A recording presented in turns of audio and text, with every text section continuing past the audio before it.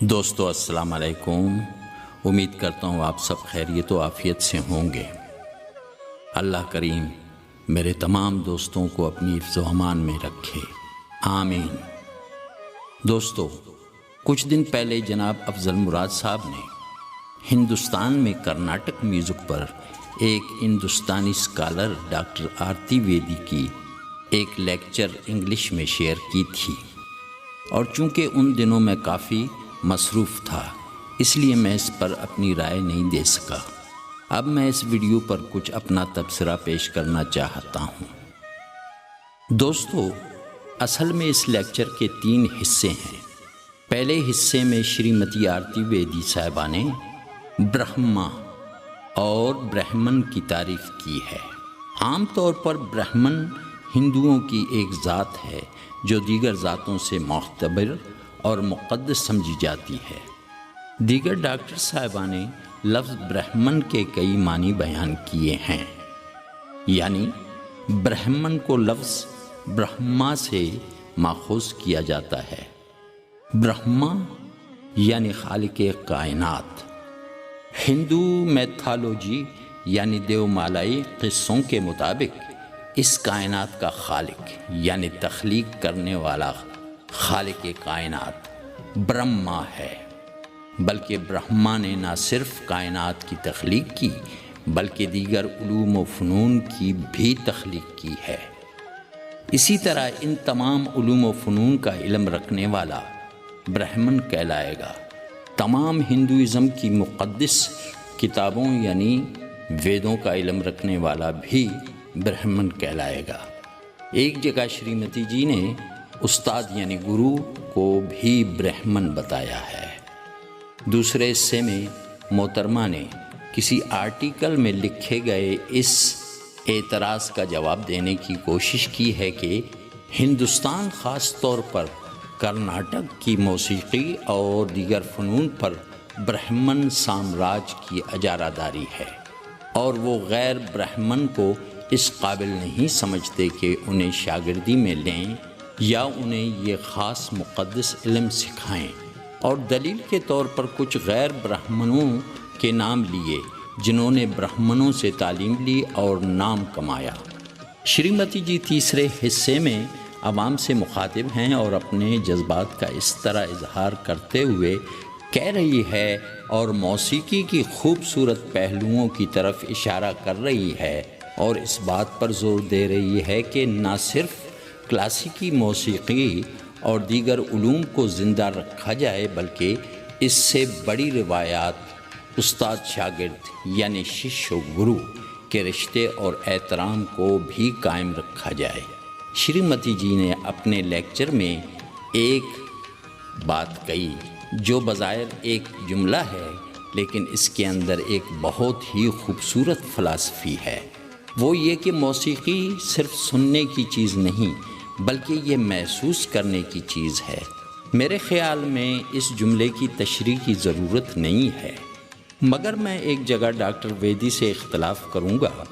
اپنے اس لیکچر میں ڈاکٹر صاحبہ نے اشارتاً کہا کہ کرناٹک کی موسیقی میں خواتین کو جو نظر انداز کیا گیا اس کی ایک اہم وجہ ہندوستان میں مسلمانوں کی آمد تھی، جس سے غیر مسلم خاص طور خواتین بے حد متاثر اور غیر محفوظ ہوئیں اور وہ اس فن سے دور ہو گئیں۔ اس دلیل میں کوئی خاص وزن نہیں۔ تاریخ گواہ ہے کہ مسلمانوں نے بر صغیر کی موسیقی اور مقامی علوم کی جو سرپرستی کی ہے اس کی نظیر نہیں ملتی۔ مسلمانوں نے نہ صرف ہندوستان کی موسیقی میں اضافہ کیا بلکہ اسے نکھارا، اسے ایک عوامی رنگ دیا۔ 800 سال پرانے ہندوستان کا ایک نامدار نائک گوپال، جس نے امیر خسرو کے سامنے ہتھیار ڈال دیے تھے۔ کہنے کا مطلب یہ ہے کہ مسلمان گویوں اور ماہرین موسیقی نے اس فن کو کمال تک پہنچایا، نکھارا اور عوام تک پہنچایا، اس کی سرپرستی کی۔ کجا یہ الزام کہ مسلمانوں نے اس فن کی مخالفت کی اور اس کے سیکھنے والوں کے لیے مشکلات کھڑی کیں۔ اور دوسری بات جس سے میں اختلاف کروں گا کہ ہندوستان میں یہ تاثر عام پایا جاتا ہے کہ وید تمام علوم و فنون بشمول موسیقی کا ماخذ ہیں اور برہمن ہی اس کا وارث ہیں۔ ہم شاید اس حقیقت کو غیر ارادی طور پر یا جان بوجھ کر نظر انداز کر دیتے ہیں کہ وید اور دیگر ہندو کتابیں ایک دور میں نہیں لکھی گئی ہیں، نہ ہی کسی ایک فرد نے لکھی ہیں۔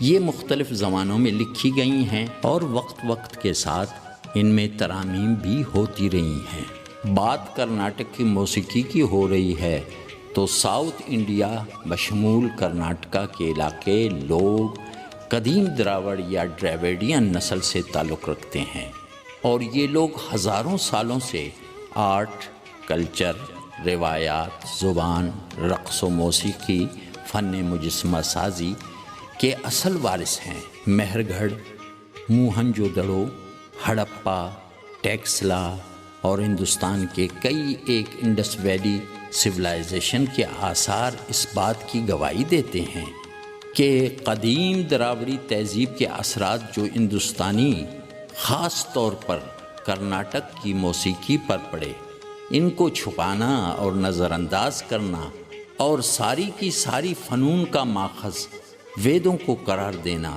اور ان کا وارث برہمنوں کو ماننا، یہ شاید ناانصافی ہے۔ میں ایک بار پھر کہوں گا کہ ہندوستانی موسیقی ہزاروں سالہ دراوڑی تہذیب کے اثرات اور مسلمان موسیقاروں کی انتھک محنت اور موسیقی سے محبت کو ہندوستانی موسیقی سے نکال دیا جائے تو برہمن سماج کے پاس مذہبی گیتوں، بھجنوں، دیوی دیوتاؤں اور ان کے اوتاروں، مہا بھارت اور رامائن کے علاوہ شاید ہی کچھ بچے۔